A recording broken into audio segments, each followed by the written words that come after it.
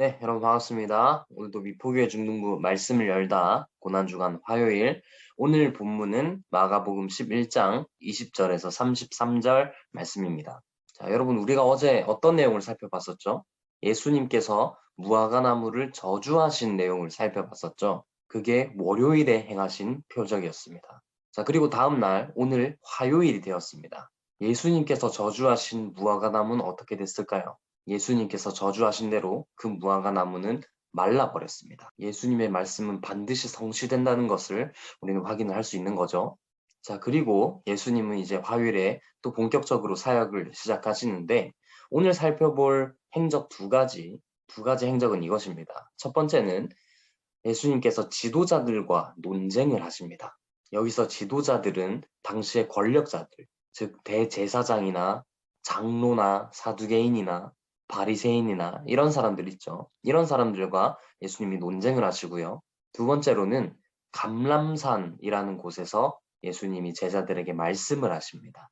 이것을 보통 우리는 감람산 강화라고 말을 하는데 예수님은 바로 이 감람산에서 마지막 종말 때 있을 일을 말씀하십니다. 그런데 이 두 가지를 다 살펴보기에는 시간이 너무 없어서 우리는 오늘 예수님께서 지도자들과 논쟁하신 것만 살펴보도록 하겠습니다. 자, 한번 생각해 봅시다. 예수님 월요일에 어떤 일을 행하셨죠? 무화과나무를 마르게 하시고 성전을 깨끗하게 하셨습니다. 성전에서 장사하는 사람들을 다 내쫓으시고 그냥 성전을 뒤집어 엎어 놓으셨죠. 그러니까 평소에 예수님을 싫어했던 사람들은 어땠겠습니까? 그 사건 때문에 훨씬 더 화가 났을 겁니다. 그렇게 많은 사람들이 예수님한테 화가 나 있는 상태에서 예수님은 성전 안에서 사람들을 가르치시기 시작합니다. 자, 여기서 중요한 건 예수님이 어디에서 가르치셨느냐라는 거죠. 예수님 어디서 가르치셨냐면 성전의 여인의 뜰이라는 곳에서 가르치셨습니다. 자, 그럼 여인의 뜰은 어디냐? 바로 저명한 학자들, 그리고 성전의 권력자들, 이런 사람들이 논쟁하던 곳이 바로 여인의 뜰입니다. 이렇게 저명한 학자들이 아니라 그것보다 조금 급이 낮은 소위 주니어 학자들이 논쟁을 하던 곳은 솔로몬의 행각이라고 따로 있었습니다. 자, 그런데 예수님이 이 여인의 뜰에서 가르치고 계시는 겁니다. 그러니까 사람들의 반응이 어떻겠습니까? 안 그래도 성전을 뒤집어 엎으셔서 화가 나 있는 상태인데 거기서 더 나아가서 여인의 뜰에서 이제는 가르치고 계시니까 아니 네가 어느 안전이라고 여기서 가르치냐? 라고 화를 내면서 예수님과 논쟁을 하게 된 것이죠. 자, 그래서 당시 지도자들과 예수님이 이 화요일에 총 4가지의 이야기를 하시는데요. 첫 번째 논쟁은 이것입니다. 예수님의 권세에 대한 논쟁을 합니다. 지도자들이 예수님께 묻습니다. 네가 도대체 무슨 권위로 이렇게 행하느냐? 그러자 예수님이 뭐라고 하실까요? 세례 요한에 대한 이야기로 역질문을 하십니다. 자, 그럼 너희는 세례 요한의 권세가 어디로부터 나왔다고 생각하느냐? 하늘로부터냐? 땅으로부터냐? 자, 이 당시에는요. 세례 요한은 정말 많은 사람에게 인기가 있었습니다. 하나님께서 보내주신 참 선지자라고 대접을 받았었죠. 만약 이 예수님의 질문에 세례 요한의 권세가 땅으로부터 났다라고 답을 한다면 당시 많은 사람들이 세례 요한을 좋아했기 때문에 민심을 잃게 될 겁니다. 반대로 세례 요한의 권세가 하늘로부터 왔다라고 한다면 세례 요한이 예수님을 인정했기 때문에 결국 예수님의 권세를 인정하게 되는 꼴이 되어버리는 거죠. 그래서 예수님의 이 질문을 들은 사람들은 아무 대답도 하지 못합니다. 이것이 첫 번째 논쟁이었고요. 두 번째 논쟁은 가이사에게 세금을 바치는 것에 대한 논쟁을 합니다. 자, 가이사가 누구냐? 가이사는 당시 로마의 황제입니다. 이스라엘은 로마의 속국이었기 때문에 가이사에게 엄청난 세금을 냈었죠. 예수님을 시험하고자 하는 사람들이 이렇게 묻습니다. 예수님, 가이사에게 세금을 내는 것이 옳습니까? 왜 이 질문을 했느냐면 만약 예수님께서 옳다라고 말을 한다면 당시 많은 사람들은 로마로부터 해방을 원하고 있었기 때문에 예수님도 결국 로마의 권력 앞에선 어쩔 수 없구나 라고 생각하며 예수님에 대한 신뢰를 잃어버리게 될 것이었습니다. 반대로 세금을 내는 것이 옳지 않다라고 얘기를 하신다면 예수님은 그 자리에서 로마의 반역자로 취급되어서 예수님을 소송했을 것입니다. 하지만 예수님은 거기에 휘말려들지 않으시고 뭐라고 대답하십니까? 가이사의 것은 가이사에게, 하나님의 것은 하나님께 바치라 라고 하시죠. 이것이 두 번째 논쟁이고요. 세 번째 논쟁은 사두개인들과 부활에 관한 논쟁을 하십니다. 이 당시에는 사두개인이라는 사람들이 있었는데요. 이 사람들은 부활이 없다라고 주장하던 사람들이었습니다. 이 사람들이 부활이 없다고 주장하면서 펼치는 핵심 논리는 이거였습니다. 이때 당시 이스라엘은요, 만약에 형이 있고 동생이 있는데 형이 자식이 없이 죽잖아요. 그러면 그 형의 아내와 동생이 결혼을 해서 자식을 낳게 되었습니다. 그렇게 해서 형의 씨를 계속 보존할 수 있게 한 것이죠. 사두개인들이 주장하는 것은 이것입니다. 자, 그럼 만약에 그런 식으로 7명까지 계속 다시 결혼을 한다면 부활 때에는 도대체 이 여자가 누구의 아내가 될 것입니까? 그러니까 이게 말이 됩니까? 이건 말이 안 됩니다. 그래서 부활은 애초에 없습니다. 라고 주장을 하는 거죠. 하지만 예수님은 이에 대해서 뭐라고 대답하십니까? 너희가 성경도 모르고 하나님의 능력도 몰라서 오해를 하고 있다.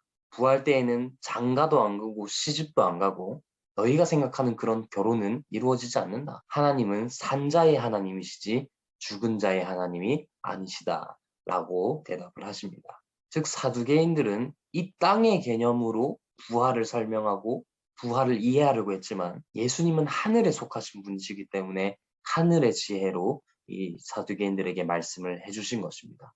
우리는 여기서 이 사두개인들이 얼마나 무식한 사람들인지 알 수 있죠. 당시 땅에서는 이 사람들이 굉장히 지혜 있는 사람이었고 지도자들이었을지 모르지만 하늘에 속하신 예수님 앞에서는 얼마나 어리석은 자인지가 명확히 드러나는 것입니다. 자, 그리고 마지막으로 예수님이 하신 논쟁은 바리새인들 중에 한 사람이 나와서 예수님 가장 큰 계명이 무엇입니까? 라고 물어봅니다. 아마 이 바리새인은 지금 예수님께 그렇게까지 적대적인 상황은 아니었던 것 같습니다. 왜냐하면 이때 당시 바리새인들과 사두개인들은 서로 사이가 안 좋았거든요. 바리새인들은 부활이 있다고 믿었고 사두개인들은 방금 얘기했듯이 부활이 없다고 믿었습니다. 그런데 예수님께서 방금 이 사두개인을 박살내버리셨죠. 그러니까 바리새인 입장에서는 어떻겠습니까? 아이고 고소하다. 그래도 예수님 뭘 좀 아시네. 라고 생각하며 어느 정도 기뻐했겠죠. 그래서 이 바리새인은 꽤나 기쁜 마음으로 예수님께 이렇게 물어보는 겁니다. 예수님, 율법 중에 어떤 계명이 가장 큽니까? 바리새인이 이렇게 물어본 이유는 자기 자신은 사실 이 모든 율법을 잘 지키고 있다라고 생각했기 때문일 것입니다. 하지만 사실 이때 당시 바리새인들은 자신들 입맛에 맞게 율법을 지킨 것이지 온전히 하나님의 율법을 지키지는 않았습니다. 그래서 예수님께서는 뭐라고 대답하시냐? 가장 큰 계명은 이것이다. 하나님을 사랑하고 이웃을 사랑하는 것이다. 즉 무슨 말입니까? 너희가 율법을 지키는 것처럼 형식적으로 어떤 것은 지키고 어떤 것은 지키지 않고 그렇게 하지 말고 모든 율법을 사랑하는 마음으로 지켜라. 율법의 핵심 정신인 사랑을 가지고 모든 율법을 지켜라 라고 말씀을 하시는 거죠. 자, 이렇게 예수님은 화요일에 총 4가지의 논쟁을 하십니다. 우리가 이렇게 4가지의 논쟁을 살펴봤는데 오늘 말씀을 통해서 얻을 수 있는 교훈은 무엇일까요? 보십시오. 지금 예수님이 논쟁한 사람들은 누굽니까? 사두개인, 바리새인, 즉 당시에 굉장히 지혜롭다고 여겨지던 지도자들, 권력자들이었습니다. 이 사람들은 성경에 아주 능통한 사람들이었고 사람들한테 꽤나 인정을 받을 만큼 하나님에 대한 열심이 있었던 사람들입니다. 하지만 이 사람들은 정작 자기 눈앞에 하나님의 아들이 말씀하시는데 그 말씀을 이해하지 못합니다. 그분을 알아보지 못합니다. 왜 그렇습니까?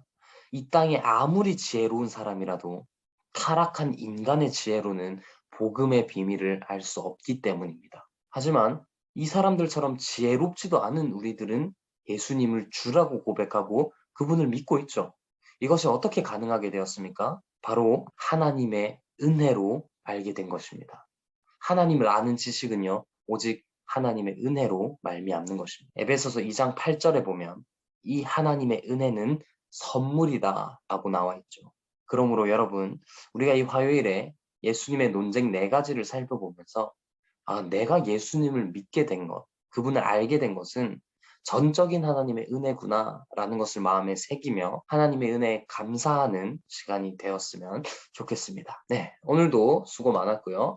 오늘의 퀴즈는 예수님께서 화요일에 논쟁 총 4가지를 하셨는데 그 중에 2가지만 전도사님에게 보내주십시오. 오늘은 1등, 5등, 10등에게 기프티콘을 주도록 하겠습니다. 우리 늦게 참여하는 친구들도 꼭 참여했으면 좋겠습니다. 자, 그럼 오늘도 수고했고요. 우리는 내일 9시에 보도록 하겠습니다. 뿅!